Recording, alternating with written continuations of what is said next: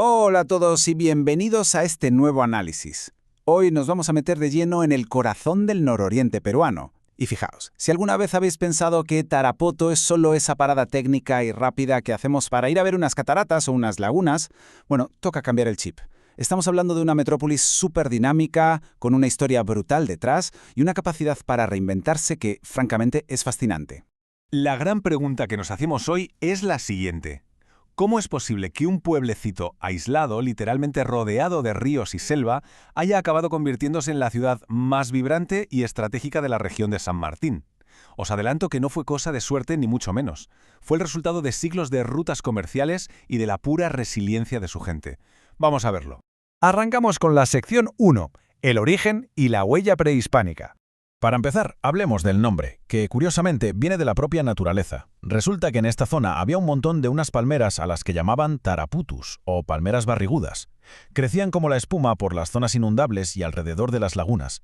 Así que, de la forma más natural del mundo, los primeros pobladores tomaron prestado este nombre de su entorno, un nombre que, como sabéis, perdura hasta el día de hoy. Y ojo, que la ubicación era una auténtica joya estratégica. Mucho antes de que asomaran los españoles, los valles de los ríos Cumbaza y Silcayo ya estaban a tope de vida.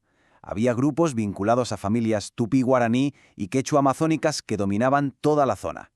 Pero no vivían aislados para nada. Convirtieron este territorio en un corredor de intercambio vital.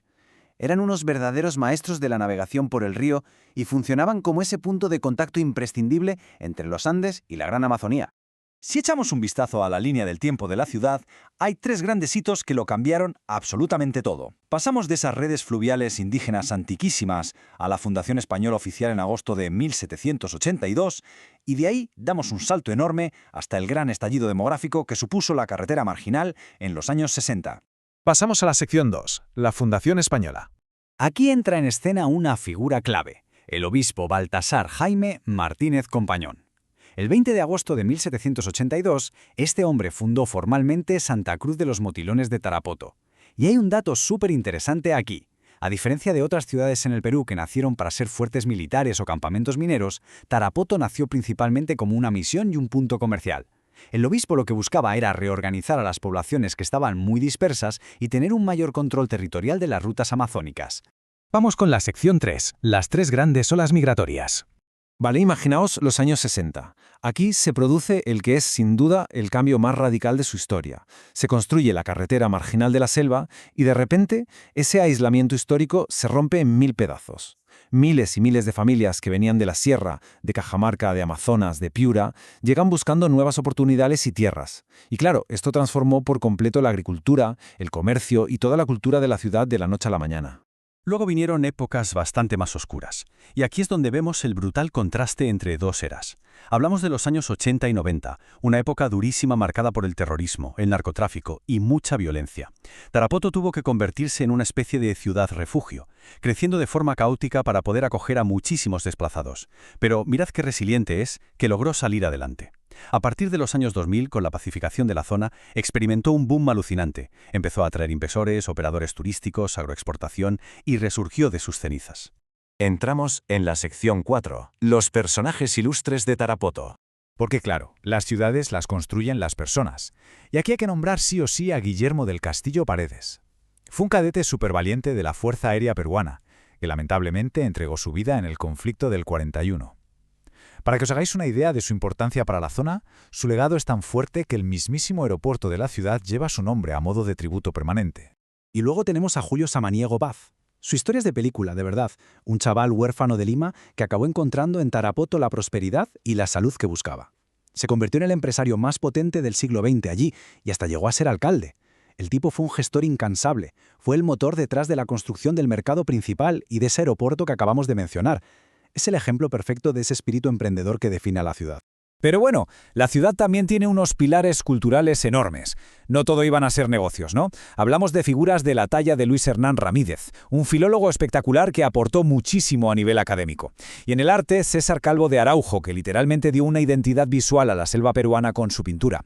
Ellos nos recuerdan que todo este enorme crecimiento económico también vino acompañado de una identidad cultural riquísima. Llegamos a la sección 5, el moderno hub amazónico.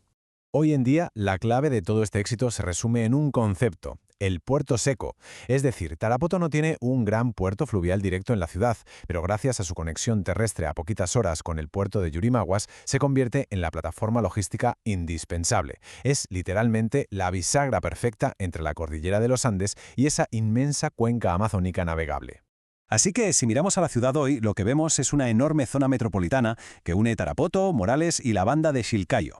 Y ojo, aunque no es la capital política de su región, sí que es su auténtico centro financiero y comercial. Es el nodo aeroportuario principal y el corazón del turismo en la Amazonía. Una mezcla espectacular de biodiversidad, cultura viva y una ubicación que no podría ser más estratégica. Claro que crecer a este ritmo tiene su precio. Hoy la metrópoli se enfrenta a retos que no son ninguna broma. Hay que gestionar una expansión urbana que a veces resulta bastante caótica, la inmensa presión sobre el agua y el riesgo de ir perdiendo los bosques. Todos estos son problemas urgentes que van a requerir muchísima planificación sostenible si no quieren morir de éxito. Y todo esto nos lleva a una reflexión final. Tarapoto nos ha demostrado que es una ciudad de una resiliencia extraordinaria, construida a base de migraciones y conectividad. Pero el verdadero reto de cara al futuro no es solo seguir creciendo económicamente, sino cómo va a lograr equilibrar ese crecimiento urbano explosivo sin destruir los mismos bosques y ecosistemas que le dieron su origen. ¿Logrará este fénix de la Amazonía seguir volando alto sin perder sus palmeras y sus ríos? Esa es la gran pregunta que definirá el futuro de esta zona. Y con esto terminamos nuestro análisis de hoy. Esperamos que os haya resultado súper interesante.